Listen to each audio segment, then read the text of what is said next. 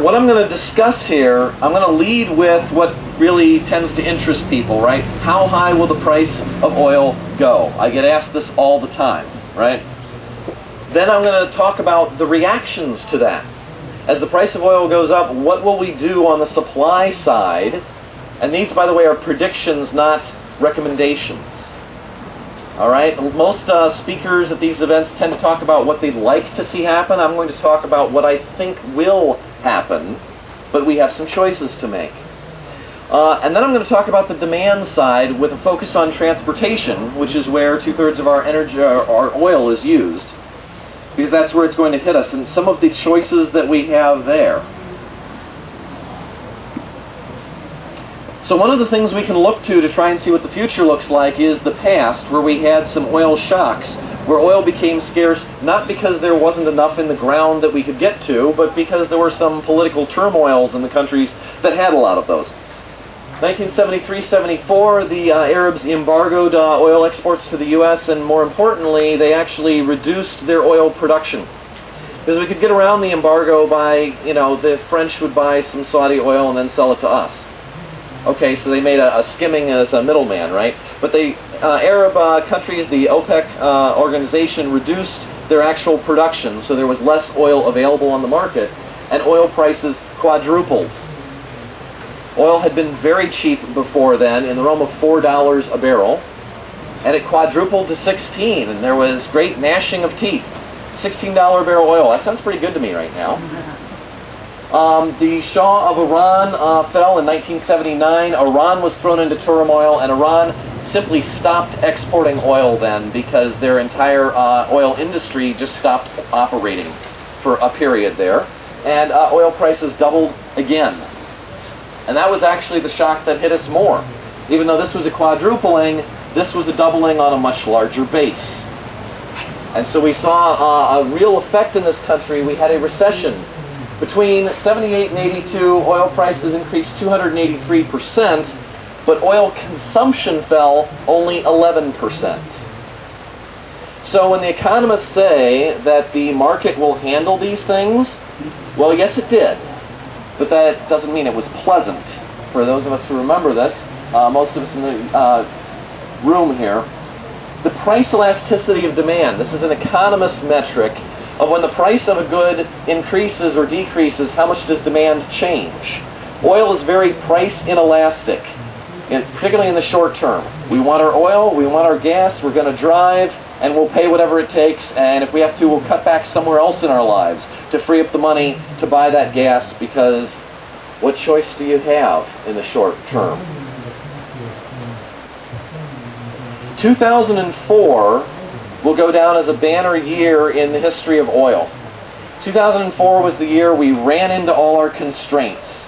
There was a very little spare capacity in terms of the oil field's ability to produce anywhere in the world, maybe 500,000 barrels a day or 1 million barrels a day in Saudi Arabia. And that's on a global use of about 84 or 85 million barrels a day. That's a very thin margin to be riding on. But also, we had no more spare refinery capacity. One of the problems, what little oil capacity was left, was all medium or heavyweight sour crude. It had a lot of sulfur in it. That's called sour. We had no more refineries with the facilities to remove that sulfur. And so there was no market for what little oil capacity was left. Chinese demand exploded. They banned cars from Shanghai. I'm sorry, they banned bicycles from Shanghai. It used to be everyone rode bicycles to work, then they had more and more cars. Well, the bicycles were getting in the way, so they banned them. China is now the world's second largest market for automobiles, only second to the US. Think about that, and yet their penetration, their automobile ownership is still very thin. They have a long way to go before they're even close to living like we live, and they want to. Unfortunately for them, I don't believe that will be possible, and they may be a little angry about that. Tankers became costly in short supply, but the biggest problem the oil industry had meeting demand in recent years has been the supply of personnel. The experts in oil field and geology and the building of the equipment to extract the oil the industry just doesn't have enough people because they had a long period of low prices. No one went and got those degrees anymore. It didn't look like a promising field for a while. This is what has happened to oil prices in recent years here. It's just continued to climb, and we think of oil prices as being very choppy, right? You'll hear that phrase. Choppy is a investment community code word. It means bad. So yeah, we had a little chop here, but not much chop since. It's only going one way. The market will adjust to these things. Prices will rise in order to bring demand in line with supply. Economists have studied this. They've looked at changes in oil prices over the years, and there have been a lot of opportunities to look at that as oil swung around. They say a 1% drop in supply will cause a 4 to 10% increase in prices. That's that price inelasticity of demand, right? People will pay the higher price and just go on using it. The geologists tell us that post-peak, right, when oil supply starts declining, it will decline something between 4 and 7% a year. Year after year, we can expect oil price increases. It's a broad bracket, but something between 16 and 70% a year compounded. How many of you would like to have an investment that grew 16 to 70% a year compounded, right? But that's going to be working against us as the largest oil importer of the world. This is a graphic representation of what that looks like. This is global oil production, and it hits a peak sometime pretty soon. But this is oil demand that's been growing exponentially and wants to keep on growing exponentially. And there's a gap that appears between that supply and demand before you actually hit peak. This was a real eye-opener for me, right? Everybody's trying to predict what year global oil production or extraction peaks. Well, but we're going to get hit with the effects before that, when demand can no longer be met growing 6 and 7% a year as it did all through the early part of this century. And I believe that's what we're experiencing right now, that the last 3 years of oil price increases, oil extraction hasn't peaked yet, but it's falling short of how much we'd really like to use. This isn't just geologists. When I started talking about this in 1997, it was really only geologists, oil geologists were talking about this. Now, it's the investment community is talking about this. So the Canadian Investment Bank looked at oil supply and demand and did a prediction in 2005. Well, we're sitting about a year later now, and we can look at this.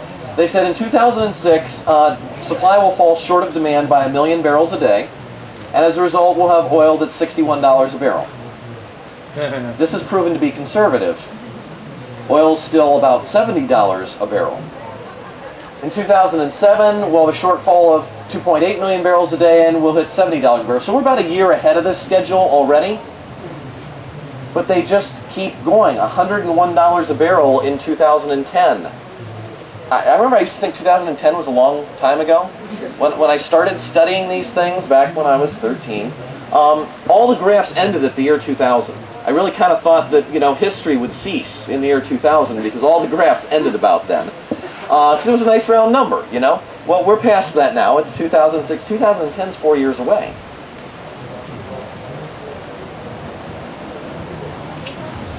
This will drive some supply-side reactions. The economists love to talk about this side of the equation, right? The higher prices, and I've seen editorials in the Wall Street Journal, right?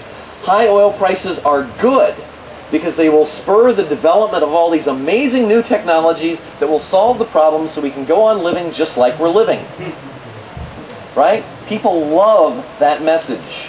And it has all sorts of different varieties, but it kind of sounds like that. Technology will save us. Big business will go out and find a solution. Just keep buying your SUVs. Everything's fine. Don't worry about it. And one of the big hopes here is tar sands and oil shale.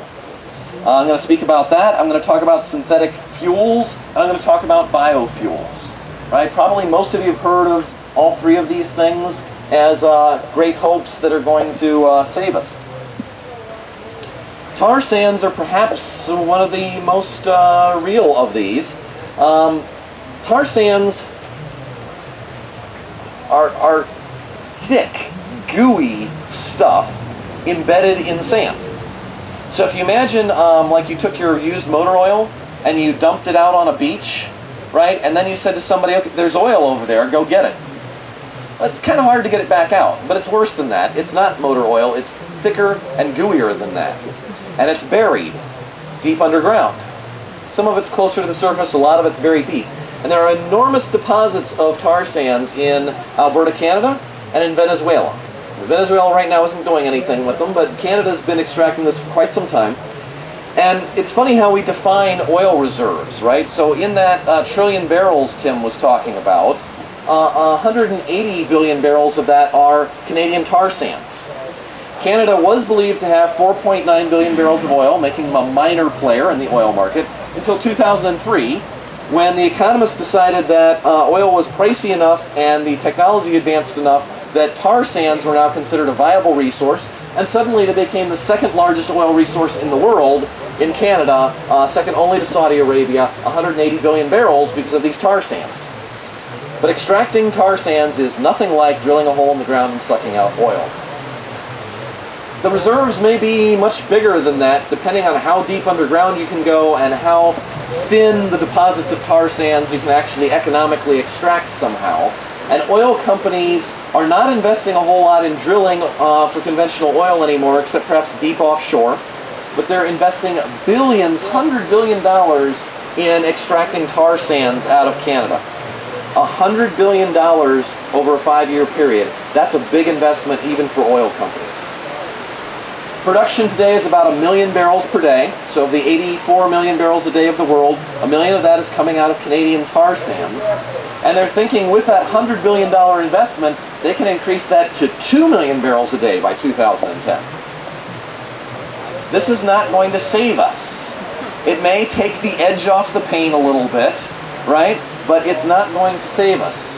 And there are serious environmental issues with the extraction of tar sands. Again, the three sides of the coin. Tar sand resource is very big. The economics are not too bad, but the environmental impact is horrendous. This is what tar sand extraction looks like. Most articles don't show you pictures, they don't want you to see this. It's kind of like how laws are made in sausage. They have these enormous machines scooping out the tar sands. These are the biggest dump trucks in the world. You can't really tell the scale, but the cab there is a tiny little cube of this giant thing, right? The guy climbs a ladder to get into these trucks, and then they put it in giant vats of hot water, which kind of like a giant clothes washer, right, washes the oil out of the sand, and it floats to the top, and they kind of skim it off. And yeah, this is what the tar sands look like. It's this gooey stuff. Here's what it looks like after you've boiled it out of the sands. It's like chocolate syrup. And then you have to inject hydrogen under heat in order to break up those very long oiled molecules into shorter ones that look more like gasoline that we use. And they make the hydrogen from natural gas, and they boil the water with natural gas, using natural gas that's in the area there that has no market it can get to, until that's used up. Total Corporation, which is one of the companies doing this, is now proposing building a nuclear power plant on top of the tar sands to supply the steam to boil the tar out of the oil and generate the electricity to make the hydrogen to inject into the tar to make it light enough. Cheap oil is gone. This ain't easy anymore. Yes? Oh, not a question. Just come. Oh, we do. I'm sorry. I'm looking at the wrong place. And then how are they going to fix that eyesore when they got it all out? Yes. So are we going to reclaim the land, right? Good question. I think they have done a fair job at some of the places they've mined it out. No guarantee of the future. But what they haven't fixed is, what do you do with all that water when you're done with it?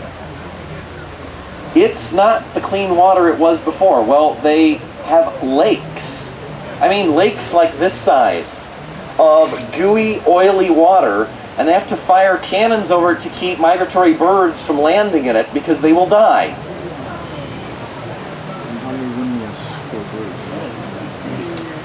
Another resource that we hear a lot about in the news is shale rock.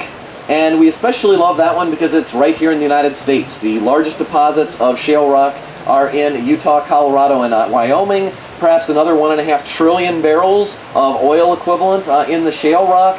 Huge resource in the world, but we've never figured out a way to get it out without expending more energy than we put into getting it.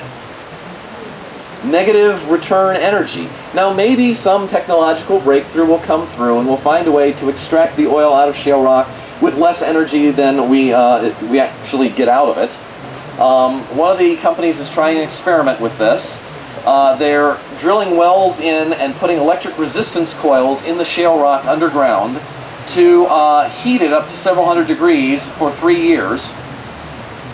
But there was a problem with that. The groundwater would get into that and get polluted. So then they surrounded it with another set of wells with cooling coils to freeze the groundwater into ice to keep a barrier to keep the water out of the hot rock. They kept the ice rock, right? And they're going to check that out. The assumption here is you've got a nuclear power plant to supply all the electricity to do that. So oil shale may be a way we can convert nuclear power into oil, perhaps at a very expensive rate. But I'm not banking on running our civilization on shale rock anytime. This is to give you an idea just how absurd that is. This is the energy density of different fuels. Natural gas has a very high energy density. Crude oil, very high energy density. Coal, a little less. Cattle manure, firewood. It takes a lot more firewood than coal to heat a home. Shale rock's down here. About the same as baked potatoes.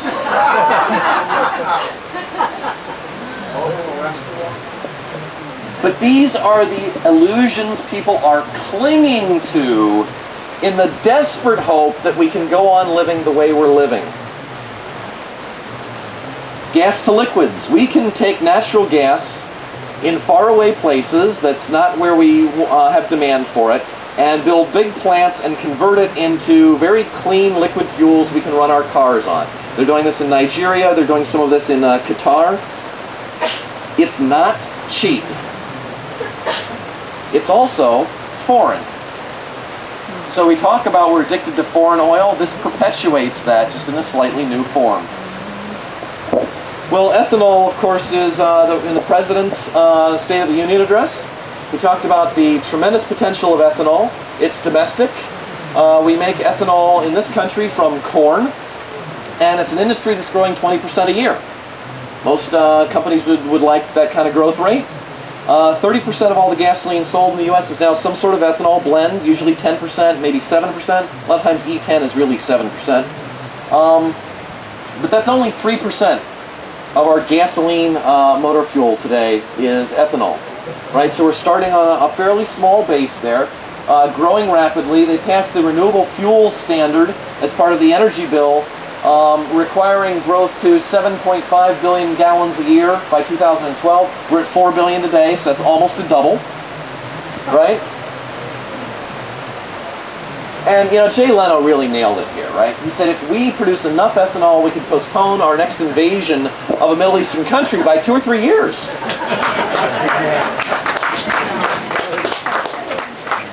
And I laughed out loud when he said that, and then I started thinking about it, and I got really sad because it's too close to the truth. Ethanol has a supply problem of its own. We make it from corn. We use about 1/4 of all our farmland in this country to grow corn. And if you run the numbers and we converted all the corn in the country, all our corn, to ethanol, we could supply 20% of our gasoline. Ethanol is already consuming 13% of our corn crop and 15% of our grain sorghum crop. Now this is a good thing, right? I'm an ethanol proponent. I really am. What I don't want anyone to walk out with, the idea is ethanol will solve all our problems. We can keep doing what we're doing. We'll just run everything on ethanol. Because we can't. There's not enough farmland, and I think we have to eat too. That's kind of important to some of us. Now, anytime I talk about ethanol, somebody brings up the question of what about net energy? Energy returned on energy invested, right? Doesn't it take more energy to make ethanol than you get out? And I got tired of handling that in Q&A, so I put in a slide. Not quite true, but it takes quite a bit. You get a net energy out of it, maybe 1.5. I think Dan yesterday said 1.7, and there's a big argument, right? The point is, it takes a lot of energy to grow the corn and make the ethanol, but a lot of times we overlook the fact that you also get animal feed out of the equation. The vast majority of the corn in this country is not turned into corn flakes, it's turned into beef, or pork, or chicken. And you still get to feed the animals if you turn the corn into ethanol. The protein content is all in the distiller's grains that are left, and that's what we do with them. We feed them to the animals. So I'm not sure the energy return question is entirely valid there because of these valuable co-products. But you can also look at sugar cane and sugar beets, and they have much higher return on sugar cane if you have a climate where you can grow that, which is what Brazil is doing. Now, what the president offered out there as our next great hope, since hydrogen seems to be waning, is cellulosic ethanol. We won't convert the corn to ethanol, we'll convert the corn stalks and the wheat straw and all those other biomass wastes, the slash out of forest production, the sawdust from sawmills, and we'll even go out and grow fields of switchgrass to convert into ethanol.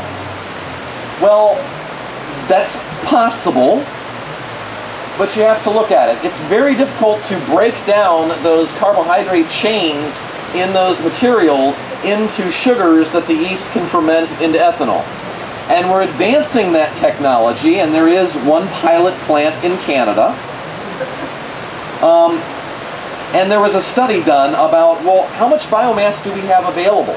If we collect up all the corn stover and the empty corn cobs after we've taken off the kernels, and the wheat straw and all that stuff, we might be able to get 1 billion dry tons a year of biomass and be able to produce 30% of our current petroleum use. Well, that's probably a good idea. If we can make the economics work out, that's probably a good idea. But once again, it's not going to allow us to just keep doing what we're doing. It's not the magic silver bullet that will solve our problems. Biodiesel, another favorite of energy fairs like that. Cool stuff. You can actually do it on a home scale, right? Do it yourself. This is a slide from the Department of Energy's head of the biodiesel program. And what she did, she added up all of the sources of oil that we have available in the country, all the vegetable oils we grow, the used oil from all the fryers and all the restaurants, right, and aggregated that all up and said we could meet 5.6% of our diesel use if we do all that. That's a good idea. I think we ought to do that. But it's not the magic bullet some people are hoping for. It's not even close. Hey, John, tell them they can come up. Yeah, we've got folks standing in the rain. There's if you want to sit over here, we've got a little bit of space. Over here, crowd.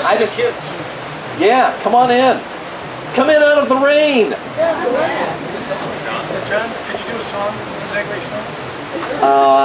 No time. Stand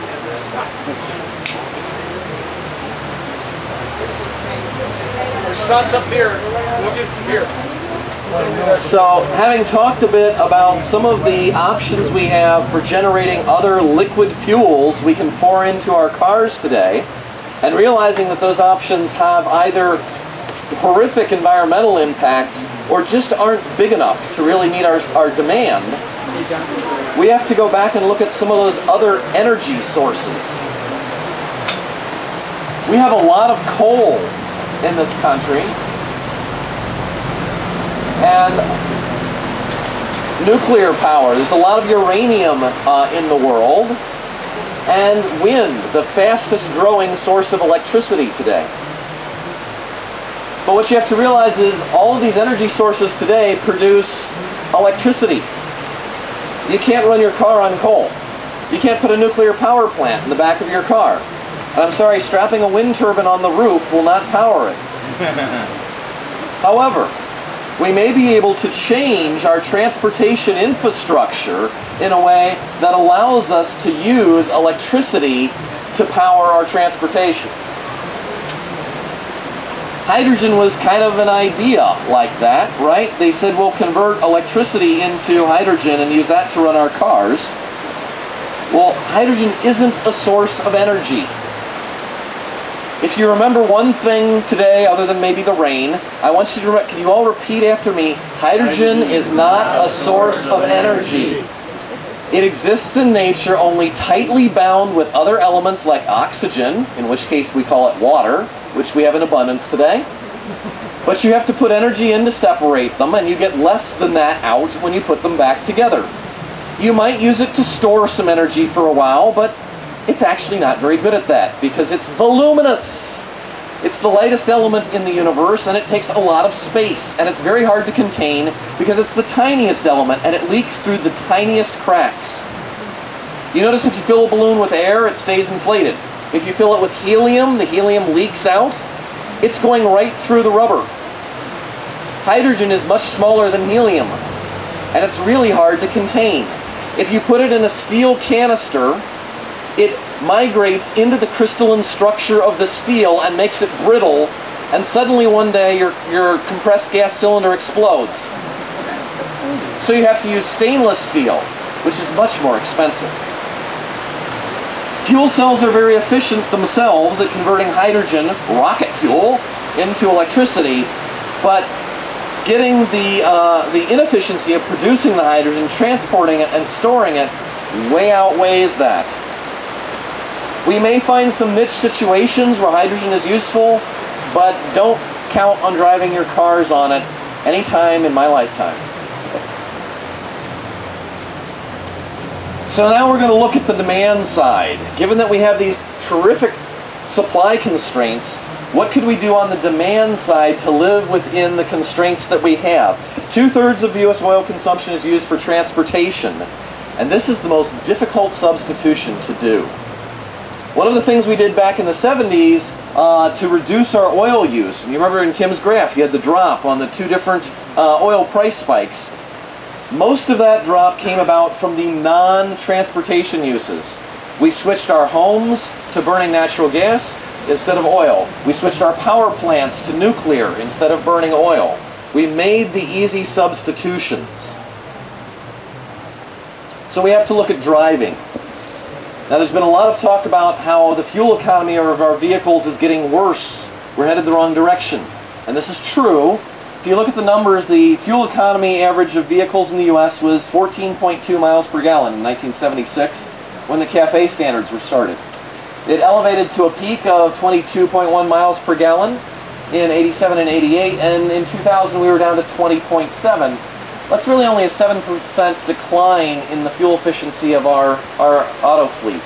Wrong direction, but not nearly severe as the miles we drive. During that period when the fuel economy of our vehicles declined 7%, the number of miles we drove them increased 44%. I don't hear anybody talking about this. They're all gnashing their teeth about the mileage and the SUVs and the Hummers are destroying us. It's the suburbs. We keep moving further out, we keep driving to more things, and we drive more miles so we consume more gas. And the roads are more crowded, and the air is more polluted. It's our lifestyle, which, of course, our Vice President has told us is not up for negotiation. Well, we won't have to negotiate it. Nature doesn't negotiate. This is a graphic representation of that. This is the fuel economy of our cars that shot up, kind of leveled out. The fuel economy of our trucks shot up and kind of leveled out. But a larger and larger percentage of our vehicles were trucks, so the average is declining over time. But this is the graph of how many miles we drive. Notice there were two, little bumps there when oil prices shot up. Hardly a blip on the graph. We just kept driving more. The soccer mom lifestyle that Tim talked about. And I'm not blaming moms, by the way. So we have to look at our transportation options. We could drive more fuel-efficient cars, smaller cars, Diesel vehicles will be appearing in great numbers soon. Hybrids, which there's a lot of them in the parking lot here, I notice. Using other types of transportation, electric vehicles, which will allow us to do transportation via your choice: coal, nuclear, wind power, photovoltaics. All kinds of options for generating electricity that will power those vehicles. Or electric mass transit. You notice like the subways in New York or the L in Chicago, or it's electric powered. Electric transportation. There's a lot of ways we can use technology to reduce the amount that we drive, or changes in our infrastructure to reduce the amount that we drive. This is the vehicle mileage ratings. I took the 4 most efficient vehicles, some vehicles that were kind of in the middle, and some of the worst vehicles from a fuel efficiency perspective. And what you see, what I want you to remember from this, is the factors of 2. The middle-ish kind of vehicles, like an Accord and a Camry, those are some of the most popular selling cars, are about twice the fuel efficiency of the large trucks and SUVs. And the most fuel-efficient vehicles, the hybrids and the diesels, are about twice that efficient. So if we got the people driving these to switch to these, and the people driving these to switch to these, we could have our oil use. We don't need new technology, we just need to change what we drive. This is not so complicated. We just don't want to. Now, I'm occasionally accused of being some radical leftist because I'm suggesting these sorts of things. This is Business Week's plan. You know, that communist journal, Business Week? They suggest we raise the fuel economy of our fleet from 24 miles per gallon to 40 miles per gallon. That would be a serious change in the vehicles we drive.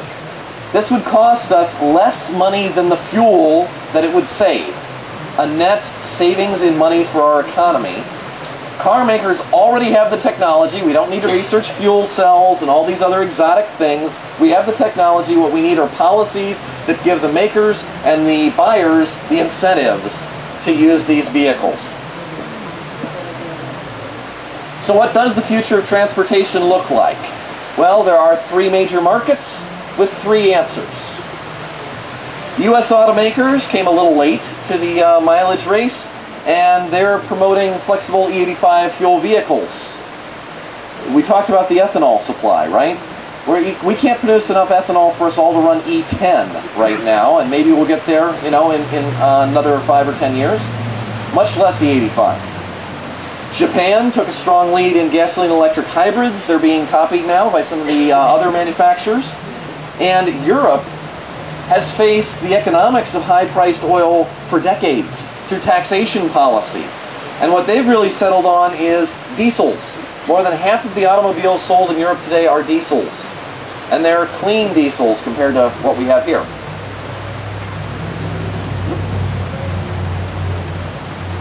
Do you own an E85 car? This is funny. There are several million flexible fuel vehicles on American roads today, and most of the owners don't even know that they can use E85. They're unaware of it. It's not advertised on the car, so now GM is mailing yellow gas caps to the owners of those vehicles to make them aware, and then if they want to find the 4 E85 stations in the state, they can fill them up with that. Diesels are coming. Petroleum has been very expensive in Europe for decades. Diesels are more efficient at converting fuel to motion. They have higher compression ratios in the engine. They get more efficiency. Diesel also has more energy per gallon in it, and that helps. And therefore, diesels get something between 30 and 60% more miles per gallon than a similar car with a gasoline engine. VW Lupo, 66 in the city, 87 on the highway. Wouldn't that be nice? The U.S. has launched a clean diesel program. This hasn't been in the press a whole lot. I mean, it's out there. It's not a secret. Our diesel today contains a lot of sulfur, 500 parts per million. And starting in 2006, that's going to be reduced to 15 parts per million. We're phasing out the high sulfur diesel so that we can put particulate traps on the diesel engines to keep that soot, that black soot you see from big diesels today, out of the air, capture them, these particulate traps that burn it up, but the particulate traps are poisoned by the sulfur. So we have to remove the sulfur from the fuel so we can use the particulate traps so we can drive the diesels without fouling the air so badly. Kind of like lead. In the 70s, we took the lead out of the fuel so we could have catalytic converters. Similar sort of thing for diesel. Hybrid electrics. This is what a hybrid drivetrain looks like. I'm sorry it's a little fuzzy, but you have batteries, you have a engine, you have a motor, and a generator. Often the motor and generator are one and the same, and you have some very complicated gearing that allows the motor to drive the car, or the engine to drive the car, or both to drive the car, or the engine to drive the car and drive the generator to charge the batteries, or for the car as it's braking to use the rolling motion of the car to charge the batteries and help bring you to a stop. Really fascinating technology, and Dominic Crea will be speaking on plug-in hybrids later today. This is what some of that gearing looks like. It's rather complicated, but we have engineers who know how to do this, right? Hybrids have several advantages. Energy is recovered when you're braking and stored in the batteries, and then used as you accelerate from the stop. The engine turns off at stoplights, which freaks people out a little bit, right? And then restarts when it's needed. This improves your city fuel economy. The Prius EPA rating is actually higher for the city mileage than for the highway mileage because of the regenerative braking. The electric motor provides high starting torque. There is a synergy, that is, the sum is greater than the parts between electric motors and gasoline or diesel engines. Because an electric motor produces 100% of its torque at 0 RPM. There's no engine that can do anything like that. You want the torque, you've got to rev up the RPMs, right? That's why we have a clutch on a standard car, to ease that in. Electric motors don't need that. 0 RPMs, they're at full torque. They can give you that early acceleration, which allows you to put a smaller engine in the car. So I've heard people that say, well, hybrids don't improve your highway fuel economy. The electric motor doesn't run, it's shut off, you're really just running the gas engine. Well, that's sort of true if it was the same gas engine. But you use a smaller gas engine because you don't need that big engine to give you the acceleration. The electric motor is giving you the acceleration. Well, if diesels are more efficient and hybrids are more efficient, what if you combine the two? Good idea. It's been done in a concept car. The Toyota ES3, based on the Yaris, which is now coming to the US. They're selling the Yaris, not this version. And they got a combined highway and city EU rating of 105 miles per gallon. There's a lot we can do to reduce our oil use just by changing what we drive. This is a little more expensive. Diesels are more expensive than gas engines. Hybridization adds a few $1,000s more to that, right? The car is going to be a little more expensive, but when gasoline or diesel is expensive enough, we'll pay that price and get the better fuel economy. So I asked, well, what really is the limit to miles per gallon? How efficient could our vehicles get? Well, it happens that there's a competition for this, and they build these really bizarre vehicles, and they drive them on a very smooth, inclined track at a constant 15 miles per hour. Not realistic to the way most of us drive, but they get 10,000 miles per gallon. So I want you to just kind of visualize driving from the East Coast to the West Coast and back again on a gallon of gas. That would take a long time at 15 miles an hour, yes. So looking a little further in the future, rather than just cars as we have them more efficient, we have some other options a little further out. Electric vehicles, plug-in hybrid electric vehicles, mass transit, and internet options. Electric vehicles, no oil at all. Produce the electricity from any of those energy sources that you like. Non-petroleum transportation. The weak point has always been the batteries. So when you tried this in the 70s, they were lead-acid batteries. The RAV4, nickel metal hydride batteries, now they're going to lithium-ion batteries. Battery technology is improving and making this a much more viable option. We're predicting an evolution in electric vehicles. We won't make the quantum leap from gas cars to electric cars. We'll evolve there with plug-in hybrid electrics. A car with an electric motor, batteries, and a gas engine, but more batteries than we have in the electric hybrids today. and a larger electric motor so you can drive a little faster in all electric mode, like a Prius tops out at 40 miles per hour in electric mode. And then a plug-in option. So you drive in electric mode, you discharge your batteries, and if you arrive at your destination before they're dead, you plug it into the wall and recharge them just like an electric vehicle. If you're driving further than that, the gas engine kicks on, drives the car, recharges the batteries, right? So you have the best of both worlds. You have the electric car option for as far as it will take you, the gasoline option for the longer trips. And we can gradually make those cars more and more electric, right? Bigger and bigger battery banks give you longer range as the battery technology improves, and just kind of do a phase changeover. 3 o'clock, John.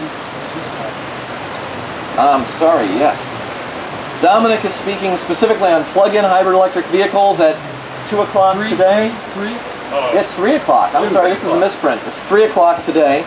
In which tent, Dom? It says 2 to 3. Oh, 2 to 3. Oh, yeah. I was right the first time. All right, 2 o'clock today in tent 2. We might also want to look at how we get to work. Everything I've talked about so far assumes we still get in something like a car and drive to work. Well, believe it or not, and this is hard for us Midwesterners here, you know, I'm in the Detroit area, the Motor City. Some people actually don't drive to work now. They take public transportation. 4.7% of people get to work in public transportation today. 2.9% walk to work. Other means, some of them, 3.3% of people work at home. They don't go to work. I do this sometimes, right? On certain days I work from home, and you know, I walk from the kitchen to my office. I guess I walk to work, maybe. This is important because mass transit is incredibly more fuel efficient than individual cars. These are the efficiencies of different transportation modes in passenger miles per gallon, right? So it's the miles per gallon of the vehicle will times the number of passengers, right? Airliners are rather inefficient at this. They do travel at 600 miles an hour, right? Which is rather nice, but they're very inefficient. Cars are not all that efficient, but trains and buses are much more efficient at getting people around. And I've had people actually ask me, do you think mass transit would work? Like it's some sort of futuristic idea, you know, that some forward thinkers are kind of dreaming about. The New York Mass Transit Authority moves 7 million passengers every workday, 4/5 of the people that go into the business district of New York. Yes, I think it works. Some mass transit is electrically powered, which gives us that zero oil option, but you need high population density. Folks living on a 1/4 acre or 5 acres are not going to get mass transit picking them up at their homes. It doesn't work that way. So we have to ask ourselves, how precious are our lawns? Are we willing to give those up? We like to complain about having to mow them, but we're really rather attached to these things. This is what mass transit looks like. Electric-powered trains rolling through the cities. There's a lot of it out there already, but we keep moving out of the cities, away from the mass transit. The other option is maybe you don't drive to work or take mass transit to work. Maybe work's an elevator ride away. That's still electric transit, by the way, the elevator ride. This is the CompuWare headquarters in Detroit. The first floor is retail stores, shops, restaurants, theaters. And above that are the office buildings of CompuWare, where their computer folks work. And then right next to that, there's a health club with a track and gyms and swimming pools and all those kind of amenities. And above that are, I'm not sure if they're apartments or condos. So you could live there and work there, and take the elevator to work, and then take the elevator to the health club and get your exercise, and pop down for a restaurant and a movie, and you could live for weeks and never leave the building. Furthermore, because it's a large building, the heat loss from this in the winter is dramatically lower. All those units have shared interior walls that aren't radiating heat out and conducting heat out into the atmosphere. Dramatic reductions in heating and air conditioning and in transportation, all just by changing our buildings and our minds. Telecommuting. Okay, work somewhere else. Why do I go there? It not only reduces energy use, it reduces our use of time. How many of you really enjoy driving to work? I didn't see any hands at all. No, this is not a fun thing, and it's not a productive thing. There are huge investments have been made in the last 2 decades in telecom infrastructure, stringing fiber optic cable all over the place, putting in routers, every kind of device we can need, and we might get some freedom. Maybe you aren't concerned with how far you live from the office. You can live where you want and work where you want and let the fiber optic cables connect you. Nearly half of all workers are potential telecommuters, according to one study. Some people clearly can't do this, right? I always have somebody jump up and say, well, you know, I'm a surgeon, I really can't. Okay, you know, I understand that, but a lot of us can. Enormous savings in time, energy, and congestion, pollution, all of those things get better. We can also shop online. Now, the obvious thing there is you're not driving to the mall, right? And that's an energy saving. But the really big energy saving is that there isn't this big retail store that's heated, air-conditioned, and brightly illuminated so that you will have a pleasant shopping experience. You're clicking at home, and it's being shipped to you from a warehouse that might not even be heated. 1/16 of the energy of powering the stores if we just power the warehouses. We have a lot of options here to reduce our energy use, but the runway is short. As Tim was telling us, peak oil is imminent, and the declines will be sharp, and we will have to react quickly. We had some warning shots across the bows back in the 1970s, and we got over that really quick and went back to business as usual and lost 30 years of time that could have been spent making a smooth, easy, gradual transition, and instead it will be an emergency.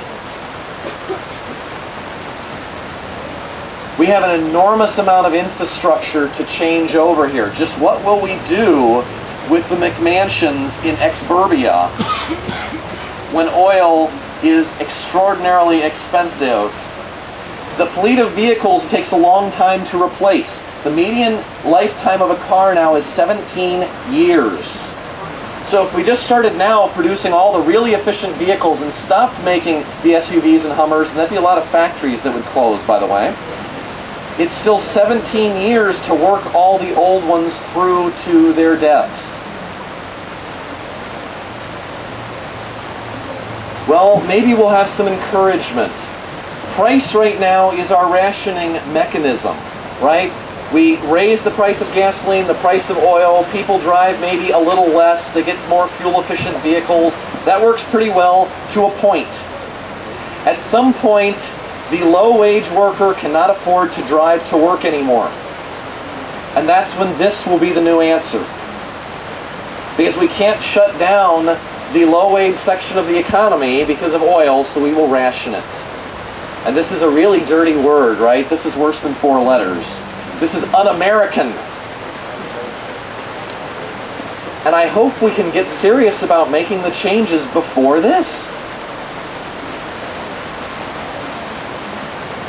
In conclusion, oil will be becoming scarce. Prices will continue to climb. There may be a few gyrations along the way, but there will be a strong, undeniable long-term trend toward higher prices. Fuel economy will suddenly become a key metric of automobiles again. E85, diesels, and hybrid electrics will all become much more popular, and diesel hybrid electrics will appear. You heard it here first. Plug-in hybrids, which don't exist hardly yet, they exist in Europe, they don't exist here yet, will become popular. And at some point we will figure out the ways, and I've pointed to a few here, and I'm sure there are more, the ways to live well driving much less. Looking back a little further, the oil age is just a brief little fling in the history of human civilization. A couple of 100 years in our 6,000 years of development. But I fear the downside of it may be a painful adjustment for us.